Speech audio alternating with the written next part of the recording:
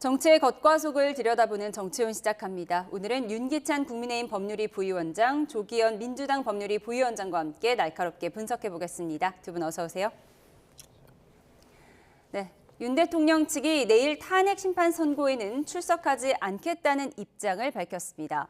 앞서 여야 정치권에서도 불출석하는 것이 좋겠다는 목소리가 나왔는데요. 이유는 조금 달랐습니다. 듣고 와서 대담 시작해 보겠습니다.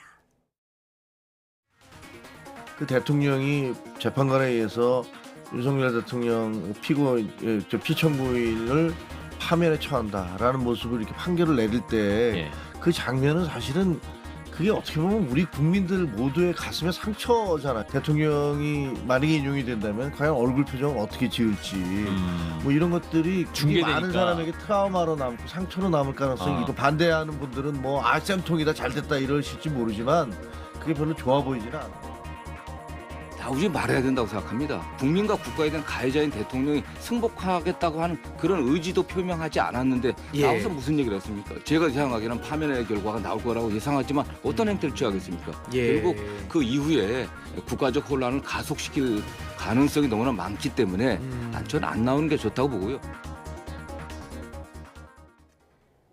네, 윤석열 대통령 내일은 불출석한다고 밝혔습니다. 관저에서 선고를 지켜볼 전망이라고 하는데요. 어떤 이유 때문에 이런 선택을 했을까요? 저는 이제 안 나온다고 애당초부터 결정했을 것 같아요. 나오시지 않는 것이 저번에 경험 문제도 있지만 실제 질서 유지 차원에서 훨씬 더 나았죠.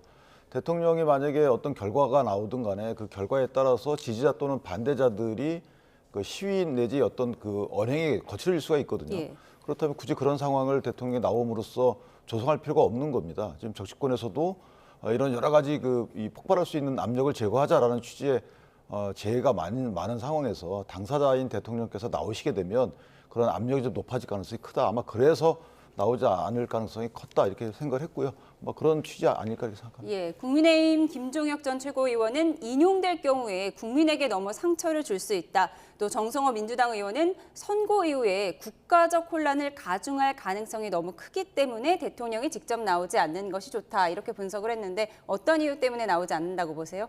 지금 말씀하셨지만 내일 거의 모든 국민의 시선이 11시 헌법재판소의 이 선고 생중계에 쏠리게 될 겁니다. 만약 대통령이 그 자리에 있다고 하면 거기에서 보이는 태도라든가 여러 가지가 밖에 있는 탄핵 찬성 반대 이 입장을 가진 시민들에게 그대로 영향을 미쳐서 이 격앙된 분위기가 가중될 가능성이 매우 높기 때문에요.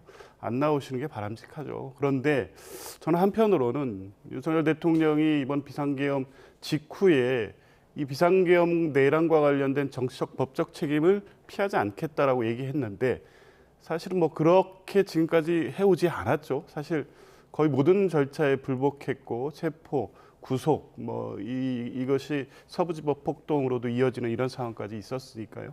지금쯤이면 이 상황에 대해 정치적 법적 책임을 지겠다는 당초의 이 선언의 의미를 다시 한번 확인하고 어떤 결과든지 승복을 하겠다.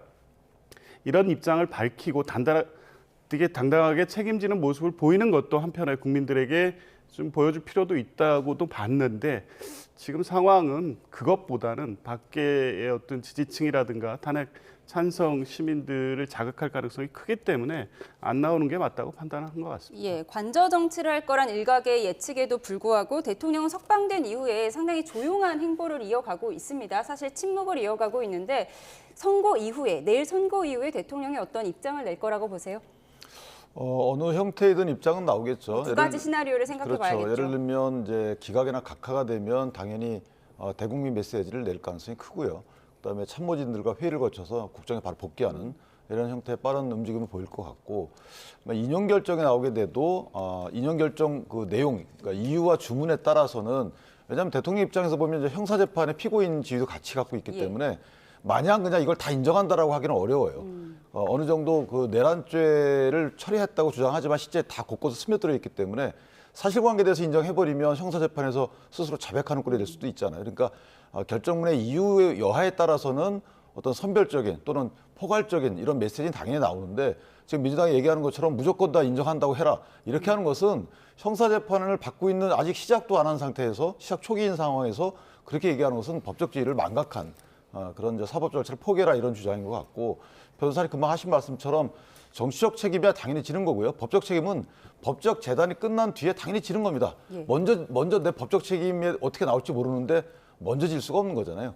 예를 들면 이재명 대표께서 1심 공직선거법 선고 이후에 유죄 판결이 나온 이후에 나 항소 안 하겠습니다. 이렇게 하지 않잖아요.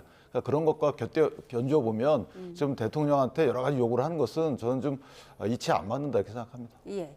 대통령의 운명이 결정되는 탄핵 선고 내일 오전 11시니까 이제 하루도 안 남은 셈인데요.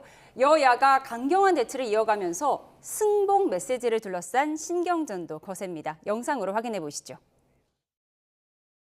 승복은 당연히 해야죠. 승복은 당연히 해야 되는 거고요. 예. 민주공화국의 헌법 질서에 따른 결정들을 그걸 승복 안 하면 어떡할 겁니까? 그건 말이 안 되는 소리고요. 예. 이 입장 여전히 변함없다고 보면 될까요? 승복은 윤석열이 하는 겁니다. 승복은 윤석열이 하는 겁니다.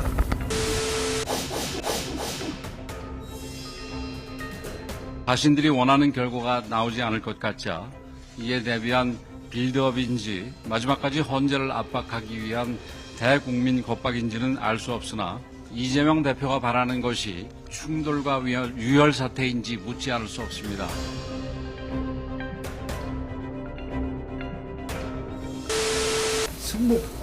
승복을 안 하거나 못하는 경우는 생각할 수가 없죠. 이 지금 헌법재판소의 결과에 대해서 대통령이 당연히 승복할 것입니다.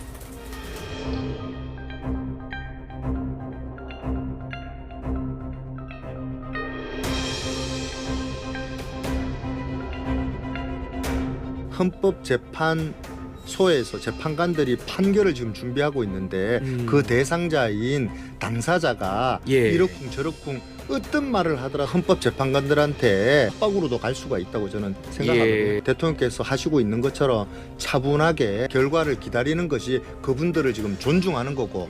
폭이 벌어져가지고 가해자가 피해자를 말도 못하게 정말 힘들게 만들었습니다. 만약에 어떤 사람이 죽는 현장이 있었어요. 근데 갑자기 판사가 나와가지고 저 살인죄를 저질렀는데 내가 무죄를 내릴 테니까 우리 피살자 가족 여러분 그냥 용서해 줍시다. 이 판결에 승복하세요. 이게 말이 됩니까?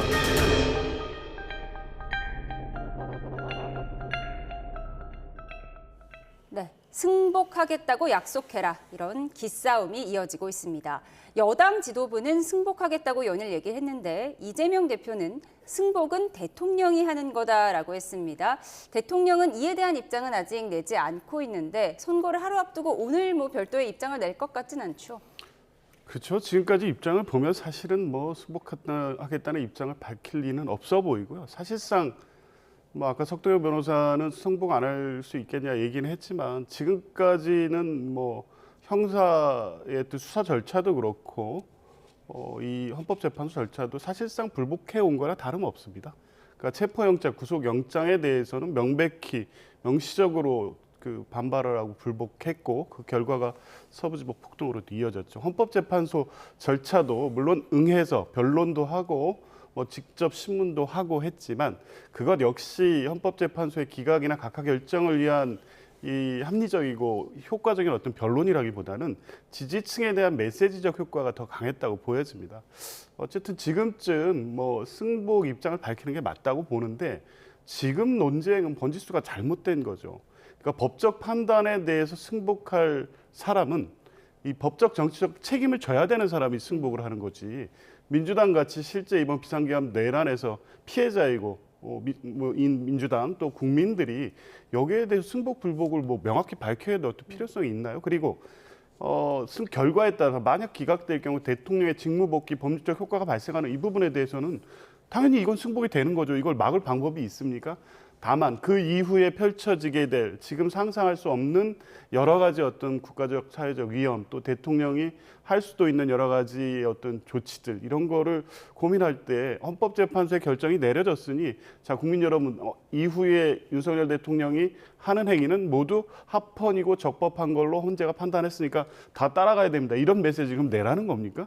그럴 수는 없는 거죠. 그래서 그 국민의힘 역시 윤석열 대통령에게 사실은 비상계엄은 잘못됐다고 얘기하면서도 지금까지 같은 입장을 취해온 거 아닙니까? 그러면 같은 편에 서 있었기 때문에 국민의힘은 승복의 메시지를 내는 게 당연한데요.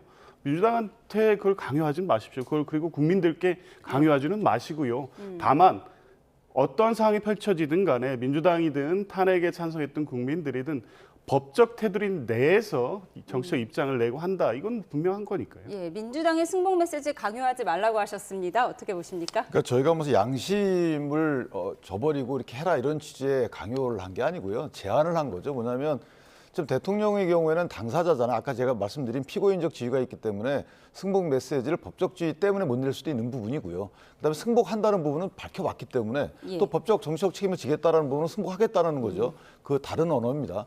또 하나는 그 메시지 이후에 나는 불복하겠습니다라는 또 다른 메시지가 나온 적이 없기 때문에 아니 불복하겠다고 얘기 안 했는데 승복 메시지를 내라는 게 앞뒤가 안 맞잖아요. 그런데 자 민주당의 의원님들 몇 분 보고 이재명 대표를 보면 유혈 사태를 언급합니다. 그리고 을사오적을 얘기하고 불의의 항거를 얘기해요. 자 이렇게 불복 메시지를 냈잖아요.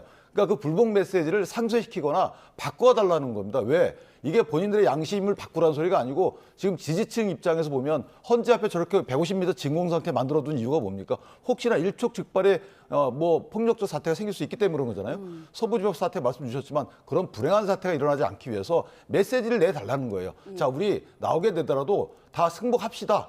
폭력적 언행하지 맙시다. 이런 제안을 해달라는 게 승복 메시지를 내달라는 배경인 것이지 이게 당신들은 뭐 계엄에 대해서 평가하지 마십시오 이런 얘기가 아니잖아요. 그러니까 법적 평가를 다 하고 정치적 평가 다 하는 겁니다. 헌재 결정이 어떻게 나오든지 간에 각 정치 세력은 본인들 이해관계에 맞게끔 정치적 평가를 다 하겠죠. 그런데 지금 내달라는 이유는 뭐냐면 아까 제가 말씀드린 대로 각 지지층에게 격렬한 메시지로 다가가지 않도록 메시지 관리를 해달라는 거죠. 예, 그러니까 승복을 강요하는 게 아니라 불복하지 말자는 메시지 관리를 해라 이런 말씀이신 것 같습니다.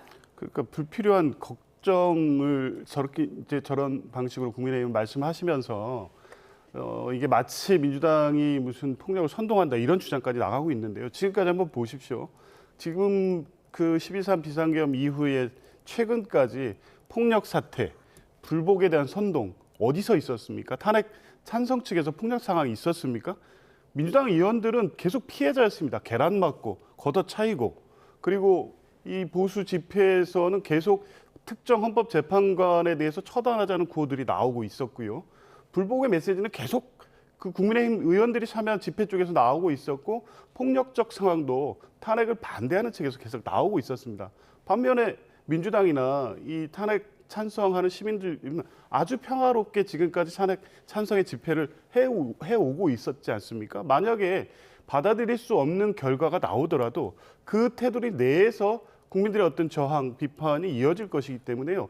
굳이 승복하라고 하지 않아도 지금까지 모습과 크게 다를 게 없는 겁니다. 반면에 윤석열 대통령의 승복의 입장이 필요한 것은 지금까지 윤석열 대통령이 보인 태도 때문에 이 보수 극우 집회라든가 또 민주당 의원들에 대한 직접 폭력적인 어떤 가해 행위 어디서 출발했습니까? 그러니까 민주당이라든가 탄핵 찬성하는 시민들을 종북 반국가 세력으로 규정했기 때문에 이 사람들에 대해서는 폭력을 행사해도 정당한 저항권의 행사 내지 정당한 폭력인 것처럼 포장되어 있는데 원인을 제공했기 때문입니다. 그래서 승복의 메시지는 윤석열 대통령한테 필요한 거고요. 민주당이든 그리고 탄핵을 찬성한 시민들은 지금처럼 법적 테두리 내에서 그들의 목소리를 계속 낼 거기 때문에 그렇게 그냥 지켜보면 될 일이지 뭐 승복을 강요한다고 해서 이게 폭력을 앞으로 행사하겠다는 어떤 뭐 이것 때문에 그것을 뭐 승복에 대한 입장을 내지 못한다. 그렇게 해석될 문제가 아니지 않습니까? 지금 보면 여야가 서로에게 승복해라 이렇게 얘기하면서 우리에게는 승복을 강요하지 말라 이렇게 얘기하는 것 같아서 좀 모순적인 것 같다는 생각도 들거든요. 변호사님 말씀 이제 선회하고요. 선회해서 해석해서 자 민주당이 그동안에 잘해왔다고 쳐요. 뭐 일촉즉발의 상황이 지금 늘 저렇게 진공 상태 만든 게 아니잖아요. 그럼 선거 당일날은 오죽하겠습니까? 그럴 위험성이 큰 거죠. 그렇기 때문에 잘 관리하는 마당에 더 잘 관리해달라는 겁니다. 그러니까 예를 들어서 어떤 한 분이라도 혹시 저런 메시지를 받고 내가 원하는 결과가 안 나오면 이렇게 움직여도 되겠구나라고 잘못 전달될 가능성이 있으니까 그 부분을 야당의 대표자인 지도자께서 관리를 해달라는 건데 왜 저렇게 인색한지 모르겠고 또 하나 그 이전에 모 의원은 모형칼 옆에 서 있었잖아요. 모형칼에 섬뜩한 문구까지 써 있는. 자, 이런 것들이 그거를 늘 그런 메시지나 행동이 폭력 사태로 연결되지는 않겠지만 연결될 가능성이 있는 언행은 특히나 이런 아주 그 막중한 상황에서는 하지 말자는 겁니다. 그 하지 않으면 될 것이고 바꿔주면 되죠. 예를 들면 이재명 대표께서 자, 우리 의원들 모두 승복할 테니까 혹시나 우리 이전에 말씀을 듣고 다른 생각을 하신 분들은 그렇게 하지 마십시오. 이런 메시지 하나 내주면 되잖아요. 그러니까 그런 부분은 정치권의 정치적 이해관계하고 전혀 상관없는 건데 좀 인색하다 이런 생각이 드네요. 네, 승복 메시지에 이렇게 인색할 필요가 없다라고 말씀을 주셨는데 그런데 이재명 대표가 지난달에 한 방송에 출연해서는 뭐 승복 안 할 방법이 있냐, 민주공화국에서 승복할 수밖에 없다라고 했다가 또 어제는 승복은 대통령이 하는 거다 이렇게 공을 넘겨버렸거든요. 온도차가 느껴진다는 분석도 있거든요. 조금 다른 맥락의 답변이라고 저는 보고 있는데요. 당시에 인터뷰에서 했던 얘기는 만약에 헌법재판소가 기각이나 각하, 기각 결정을 할 경우에 그것으로 인해서 대통령이 직무 복귀하는 행위를 어떻게 막을 수 있겠느냐 이런 취지의 얘기였죠. 그 뒤에 이어질 상황들에 대한 설명에서는 또 다른 차원의 문제가 되는 겁니다. 지금 뭐 민주당이나 많은 국민들이 우려를 하는 것은 만약에 대통령의 직무 복귀를 할 경우에 지금 대한민국이나 윤석열 대통령의 태도가 12월 3일 이전으로 돌아갈 수 있겠느냐는 겁니다. 그러니까 지금 윤석열 대통령은 직무에 복귀를 하더라도 잠시 석방돼 있는 내란 우두머리의 피고인입니다. 이 상황을 정상적으로 재판을 잘 받으면서 국정 운영을 12월 3일 이전처럼 아무 일 없었던 것처럼 야당과 손잡고 협조를 구하면서 그렇게 해나가겠습니까?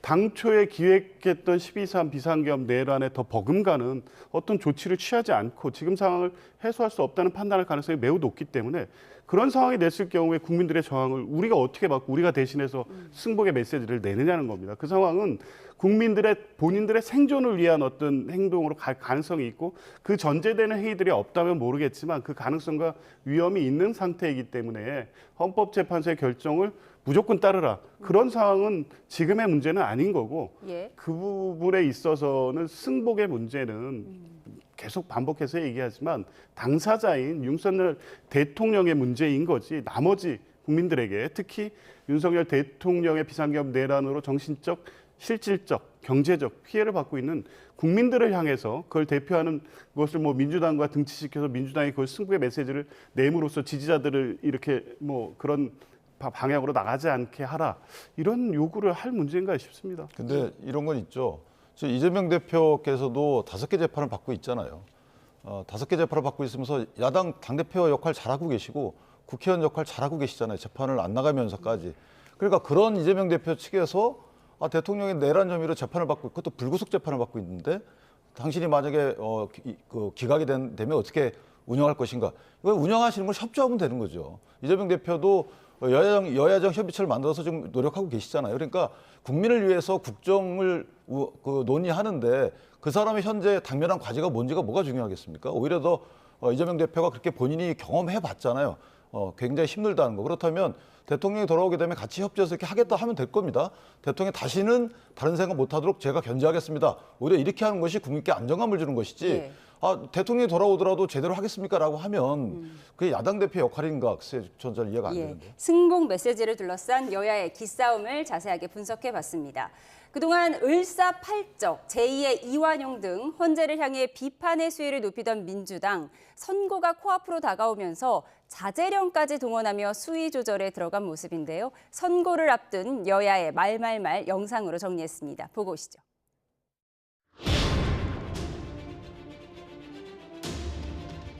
내란을 청산하지 못한 헌법재판관 8인은 을사팔적으로 역사에 기록될 것입니다. 헌법재판관 8인의 정의로운 결정을 국민과 함께 기다리겠습니다. 특정 헌법재판관이 특정 정치 성향이나 진영 논리에 빠지고 싶다면 윤석열 탄핵을 끝낸 뒤 헌재를 나와서 정치적 활동을 얼마든지 하시길 바랍니다. 그동안 헌재에서는 정말 고생 많이 하셨다. 재판관님들 정말 고생하셨다는 말씀을 드리고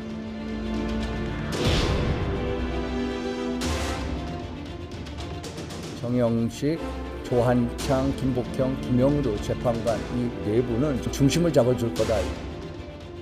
굉장히 법리적인 해석을 중요시하시는 분들이라서 좋은 결과가 나오지 않을까.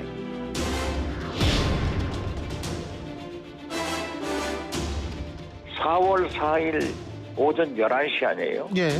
444예요. 11시가 4시입니다. 4시. 이 명명백백한 내란 쿠데타를 과연 기각 혹은 각하 또는 그러한 의견서를 낼 헌법재판관이 있을까? 탄핵 심판이 열리는 4월 4일 11시가 사시라고 하면서 죽을 사, 4 틀림없이 죽는다라는 그건까지 했습니다. 정치인이 무당 노릇까지 하면서 살을 날리고 있는 것입니다. 네, 이재명 대표는 어제 비공개 회의에서 헌재를 자극하지 말아라, 언행주의를 강조했다고 하는데 그동안 을사팔적, 이완용을 운운하면서 헌재를 압박하던 민주당이 선고가 코앞으로 다가오자 뭔가 확 부드러워진 모습을 보이고 있습니다. 4월 1일, 그러니까 선고일 지정을 기점을 해서 바뀐 거죠. 근데 그 시점까지만 해도 도대체 헌재의 평가가 왜 이렇게 길어지는지에 대해서 근거 있는 어떤 정보라는 거는 확인할 수가 없었고 온갖 추측과 추정이 난무할 때입니다. 그 상황에서 4월 18일 2명의 재판관의 임기 만료 시한이 다가오고 있었기 때문에 내부에 어떤 이 시간을 지체해서 사실상 헌법재판소의 기능을 중지시키기 위한 어떤 시도가 있는 게 아닌가 이런 우려의 목소리들이 나올 때였기 때문에 다소 격해지는 시점이 있었던 건 맞고요. 그때 저런 목소리들이 있긴 했는데 어쨌든 4월 1일 선고일이 지정이 되고 이런 불확실성이 제거되고 다시 이제 역산해서 보면 헌재가 이제 논의하는 과정에서 그런 부분은 없었겠다. 그러니까 그 과정은 4월 18일을 넘기기 위한 어떤 모종의 뭐가 있지 않느냐 이런 고민과 걱정에서 이제 격앙됐고 실제 시민들도 국민들도 이렇게 방치할 것이냐에 대한 요구들이 많이 있었습니다. 지금까지 또 민주당은 특정 재판관의 이념 성향이나 이런 걸 가지고 문제 제기하지는 않지 않았습니까? 헌법재판소가 헌법과 법률 또 양심에 따라서 합리적이고 상식적인 판단을 내려줄 것을 요구하고 촉구하는 정도였지만 저 시점 기준으로는 이제 4월 18일 넘길 수 있는 위험이 매우 크다 이런 목소리 나오고 있었기 때문에 다소 이제 과한 비판이 있었던 거고요. 선고일이 지정됨으로써 이제 그런 문제들이 다 해소됐기 때문에 이제 마음의 안정을 찾았습니까? 그러니까 당연히 이제 헌법재판소 재판관들의 합리적이고 현명한 판단을 기대하는 것이 지금 시점에 맞는 거죠. 예, 재판관들 심기 경호에 나선 의원들의 모습을 좀 살펴봤는데 권성동 원내대표는 사시까지 거론한 박지원 의원 등을 향해서 그건의 난장판이라면서 정치인이 무당 노릇까지 하냐 이렇게 꼬집기도 했습니다. 이 논란 어떻게 보셨어요? 저는 박지원 의원은 뭐 다양한 정치 경험과 공직 경험을 하신 분이잖아요. 그런데 저렇게 감정에 사로잡힌 말씀을 하시는 것은 정말 적절치 않다. 후배 정치인의 본보게 될 자격이 없다 이렇게 생각하는 거죠. 그냥 인용을 촉구하거나 또는 뭘 촉구하세요. 그게 정치인의 역할이죠. 저렇게 저주까지 퍼붓는 듯한 이런 오해 살 만한 말씀을 하시는 것은 정말 박지원 의원답지 않다라는 생각이 들고 언제부터 저희 정치판에서 저렇게 그건이 횡행하게 됐는지 더군다나 수위가 높은 발언도 객관적 발언이거나 그럼 괜찮은데 저렇게 감정이 실린 발언을 왜 하는 건지 모르겠습니다. 뭐 이렇게 토론하다가 갑자기 나온 것도 아니잖아요. 그러니까 저 부분은 박지원 의원답지 않다라고 하고 후배 정치인들로부터 귀감이 될 자격이 없다 이렇게 생각합니다. 예, 샤머니즘 논란까지 일고 있어요. 저게 선고일 지정되자마자 굉장히 많이 돌고 있는 그냥 예. 시중의 얘기였는데 저걸 그대로 좀 인용하신 것 같은데 너무 자극적인 말씀들은 피하는 게 좋겠죠. 민주당이 뭐 지도부도 입장을 정리한 것과 같이 선고일이 지정된 이상 여러 가지 불확실성이 제거된 거고 헌법재판소가 지금까지 절차에서 합리적으로 잘 협의를 해왔다고 보고 당연히 재판관들의 지금까지의 판단 그리고 선고 결정에 대해서 존중하고 그 결과를 차분하게 기다리는 게 맞다고 봅니다. 네, 지금 여당은 4대4로 기각될 것이다. 야당은 8대0으로 만장일치 이용이라고 될 것이다. 이렇게 전망하고 있는데 홍준표 대구시장이 이재명 대표가 무죄로 살아 돌아왔으니 윤석열 대통령도 살아난다. 이런 주장을 했습니다. 그러니까 저 부분은 이제 구체적으로 뭐 법리 그다음에 이유 이런 것들을 이제 하게 되면 길어지니까 저렇게 정치적 균형을 그 어떤 모토로 해서 하신 말씀인데 글쎄요, 그 재판관들 입장에서 그런 걸 고려하지는 않겠죠. 오히려 사실관계를 따지고 그다음에 헌법 위반 여부를 따지고 그 중대성을 따지는 거기 때문에 좀 재밌게 표현하신 거다 이렇게 생각하고요. 네. 사실은 이제 각자 뭐 8대0, 뭐 4대4 이렇게 많이 나오지만 또 어느 누구도 구체적인 정보를 토대로 한 수치는 아니라고 저는 생각을 하고 약간 전망적, 희망이 섞인 전망 아닌가 이렇게 생각을 합니다. 예, 적대적 공생관계이기 때문에 윤석열 대통령과 이재명 대표의 사이를 홍준표 대구시장이 풀이한 것 같은데 어떻게 보셨습니까? 가장 비과학적 분석을 하신 것 같네요. 그러니까 지금까지 지체되는 부분과 관련해서도 재판관 중에 일부가 이재명 대표의 공직선거법 항소심 선고 결과 여부를 지켜보면서 일정을 조정하는 게 아닌가 이런 추측과 추정이 있었죠. 근데 사실은 헌법재판소 재판관들이 그런 정치적 고려를 하지는 않을 것으로 봅니다. 이 헌법재판, 특히 탄핵재판이 정치적 성격을 갖는 건 당연하지만 특정 정치인과 연계시켜서 정치적 생명을 그렇게 판단한다. 그거는 그런 상상까지 하는 것은 좀 과도한 거고요. 그것과 무관하게 뭐 이재명 대표는 뭐 대표대로 이 항소심 절차를 통해서 무죄를 받은 것이고 윤석열 대통령의 탄핵 심판은 탄핵 심판의 요건에 맞는지 중대한 헌법 위반인지 파면에 이를 정도인지 이런 부분만 보고 판단할 거로 봅니다. 이렇게 온 국민의 관심이 헌법재판소로 쏠려 있는 가운데 오늘 나온 NBS 여론조사를 잠깐 짚어보고 넘어가겠습니다. 그래픽을 좀 보여주시죠. 헌법재판소가 탄핵안을 인용해서 파면해야 한다는 의견이 지난주보다 1%포인트 감소한 57%, 기각해서 직무에 복귀시켜야 한다는 의견이 2%포인트 내린 35%로 나왔습니다. 양쪽 다 지난주보다 소폭 감소하고 모른다는 응답이 조금 늘었습니다. 헌재의 판단이 내 생각과 달라도 수용할 것인지도 물어봤는데요. 수용한다는 응답이 50%, 수용할 수 없다는 응답이 44%로 나왔습니다. 그러니까 양쪽 응답이 비슷해서 탄핵을 둘러싼 사회 갈등이 심각한 현실을 보여주고 있다는 분석이 나오고 있습니다.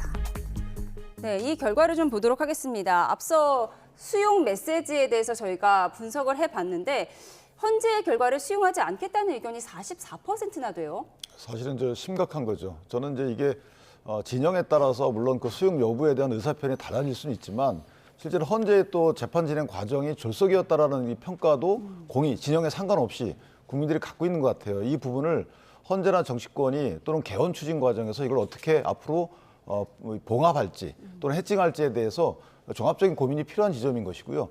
내가 지지하는 결론이 나오는지 여부를 떠나서 절차 진행 자체에 대해서 문제 제기를 하신 분들도 계실 거거든요. 그 부분은 제가 정치권에 공이 던져준 숙제가 아닌가 이렇게 생각합니다. 예, 수용할 수 없다는 의견이 거의 절반 가깝다는 건 사실 좀 충격적이잖아요.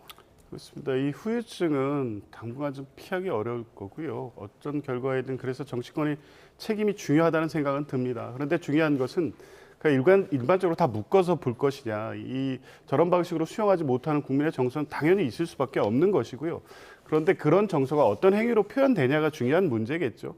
불복한다, 승복한다 이런 어떤 개념적 문제가 아니라 어떤 행위로 나타나느냐. 폭력 사태로 간다든가 극단적 그 상황을 만든다든가 그런 것을 선동한다든가 그렇게 돼서는 안 되는 겁니다. 민주당의 승복을 계속 얘기하지만 민주당이 그런 행위를 선동하겠다는 게 아니지 않습니까? 국민들의 저러한 지금 현존하는 자연스러운 정서를 어떻게 같이 국민들과 해나갈까 이런 노력과 그 과정은 향후에 필요한 거고 다만 그것이 계속적인 사회 분열과 갈등으로 나가지 않도록 하는 데 있어서 정치권은 역할은 당연히 해야 된다고 보고요. 민주당도 그런 부분에 있어서는 당연히 함께 할 겁니다. 근데 이제 이게 그 변호사님 계시지만 사실은 저희가 이게 민주주의 국가에서는 분쟁 해결을 법원이라는 헌법재판소라는 이런 합의기구를 통해서 저희가 처리해 나가는 과정인데 거기에 대해서 승복하지 않겠다라고 저렇게 많은 분들이 대답을 했다는 부분은 그 해당 분쟁 해결 기구가 역할을 못하고 있다라고 봐야 되거든요. 그래서 그 부분은 상당히 뼈아픈 부분인데 고민을 많이 해야 할 부분이 아닌가 이렇게 생각합니다. 헌재의 판단이 내 생각과 달라도 수용할 것인지 절반 가까이가 수용하지 않겠다고 한 이 여론조사에 대해 분석을 해봤습니다. 그런가 하면 어제 본회의장에서는 공산주의자라는 표현이 나오면서 여야 사이에 고성이 오가기도 했는데요. 영상으로 보고 오겠습니다.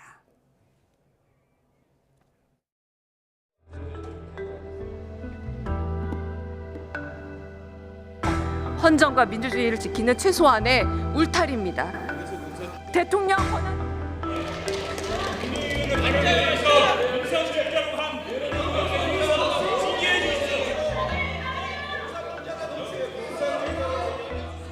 김영건 의원님 나오셔서 발언이 왜곡됐으면 왜곡됐다, 발언했으면 했다 발언해 주세요.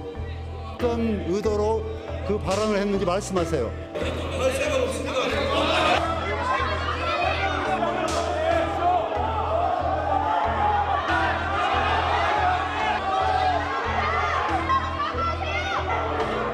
자유민주주의의 헌법을 수호해야 하는 헌법재판소다라는 얘기를 하길래 그래서 공산주의자는 안 된다라고 제가 얘기를 했습니다.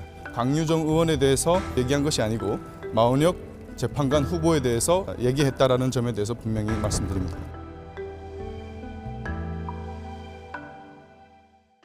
네, 보신 것처럼 어제 본회의에서는 마은혁 후보자 임명 촉구 결의안이 야당 주도로 채택이 됐습니다. 그런데 탈북자 출신인 박충건 국민의힘 의원의 발언으로 인해서 아수라장이 됐는데요. 여당은 결국 집단 퇴장까지 이어졌습니다. 네, 이 장면 어떻게 보셨습니까? 적절하지는 않은데요. 사실은 이제 저 부분을 만약에 레닌 마르크스주의자다 이렇게 표현했으면 저렇게 항의를 받았을까요? 물론 이제 강유정 의원한테 한 얘기는 아니라는 걸로 제가 알고 있고, 그럼 헌법재판소라는 것은 헌법을 해석하는 역할을 하는 사람입니다.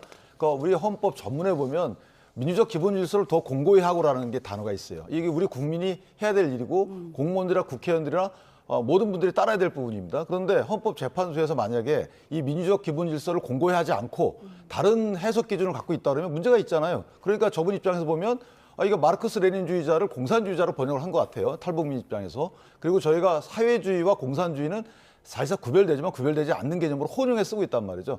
그런 말을 한 거기 때문에 물론 부적절하지만 저게 제소하고 제명까지 추진할 사안인가, 저는 개인적으로 그런 생각이 들고, 마은혁 후보자가 만약에 나는 생각이 달라졌다라고 밝히면 그 부분에 대해서는 해당 의원이 사과를 해야 되겠죠. 그러나 아직까지 나는 생각이 그때 사법시험 이후로다가는 뭐 입장이 달라졌다라고 추상적으로 말씀을 하셨지, 인민노련 시절에 따랐던 마르크스 레닌주의적 이런 어떤 본인 사상 이런 거에 대한 근본적인 변혁이 있었다라고 평가는 제가 보지 못했거든요. 그렇다면 아직까지는 사실과 다른 얘기라는 것 같지는 않아요. 그러니까 이건 사상에 대한 평가인 거죠. 우리 헌법에 비춰볼 때 이거 부적절한 어떤 생각을 갖고 있는 분 아닌가, 이런 식의 평가이기 때문에 저는 뭐 전체가 다 문제가 있다고 보지는 않습니다. 예, 영상에서 보신 것처럼 박충건 의원은 공산주의자 발언이 강유정 의원이 아닌 마 후보자를 향한 거라고 재차 강조를 했는데, 민주당은 윤리위에 제소할 방침이라고 밝혔습니다.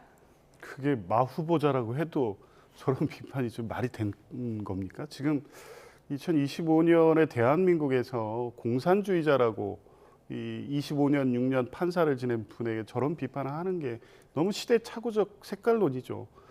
저런 얘기가 나오는 게 1980년대 어떤 그 노동단체, 지역 노동자 단체에 잠깐 활동했던 이력을 가지고 그 뒤에 한참 지난 후에 사법고시 합격해서 판사가 됐고, 그 뒤로 25년간 동안 대한민국 사법부의 판사로 재직해 왔습니다. 수많은 판결을 했고요. 제가 이 논란이 시작됐을 때 관련된 판례, 그러니까 마은혁 재판관이 민사 형사 재판했었던 판례를 다 찾아봤는데요. 어느 곳에서도 이념적 편향성을 발견할 만한 판결이 없었습니다. 딱 하나 국민의힘이 비판하는 것이 민노당 관련돼서 공소 기각했던 사건이 있는데요. 그건 뭐 평등주의 원칙에서 그런 판단, 그것은 이념과 관련 없이 그런 판단을 할 수 있습니다. 그런 판결들이 많이 나와 있었습니다. 근데 딱 그거 외에 지금 마은혁 재판관을 이념적으로 공격할 만한 아무런 근거가 없음에도 불구하고 당연히 헌법상 의무가 있다는 뭐 강유정 의원의 어제 국회 발언이 전부 틀린 말이 어디 있습니까? 거기에 대해서 공산주의자라니요. 그러니까 이 비판이 마은혁이든 그게 강유정 의원이든 그 차이가 없고요. 국회의원이 상대 의원의 발언에 대해서 또 헌법재판관으로 국회가 선출한 후보자에 대해서 더구나 헌법재판소가 임명해야 된다는 헌법적 의무가 있다고 위헌 판단을 한 사안에 대해서 발표하는 부분에 대해서 저렇게 몇십 년 전에 활동했던 어떤 하나의 내용만 가지고 공산주의라고 규정한다고요. 저는 이 모든 문제가 이 비상계엄 내란을 종북 반국가 세력을 척결하기 위한 수단으로 사용하겠다고 시작했던 윤석열 대통령에서 출발했고, 저런 발상이 국회라는 이 공론의 장에서 나올 수 있는 것도 모두 윤석열 대통령으로부터 출발했기 때문에 내일 헌법재판소가 어떤 결정을 해야 될지 그 상황을 어제 그 사례 통해서 다시 한번 확인했습니다. 근데 이게 사실은 저희가 확실히 하고 넘어가야 될 부분이 공산주의자라는 것은 사상적 배경을 설명하는 부분이에요. 극우라고 설명하는 민주당 일부 분들하고 괴를 같이 해요. 극우라는 게 뭡니까? 본인의 사상을 상대방의 사상을 얘기하는 겁니다. 극도로 우익이잖아요. 우익과 좌익은 저희가 여러 가지 기준이 있습니다. 근데 공산주의자라는 것이 예전처럼 멸칭이 아니잖아요. 어떤 사상적 배경을 설명하는 것이고, 그다음에 아까 말씀 주신 민노당 관련 판례는 굉장히 이해하기 어려운 판례입니다. 아니, 뭐 당직자나 보좌진이 국회에서 여러 가지 소동을 일으킨 거에 대해서 공소 기각 판결을 한 거예요. 물론 뒤집혔고요. 근데 그 배경이 뭘까요? 만약에 민노당이 아니고 국내심이었어도 그렇게 했을까요? 저는 이런 식의 판결이 말해주는 오해받는 그 행위에 대해서 아직까지 해명하지 않았잖아요. 그러니까 이 과하긴 했지만 이 부분이 있을 수 없는 일이다라고 하면서 그 해당 우리 정당에 대해서는 또 극우라고 하고, 그러니까 이거는 서로 간에 조심해야 될 부분이다 이렇게 생각해요. 예. 본회의장에서 있었던 공산주의자 발언 논란을 짧게 짚어봤고요.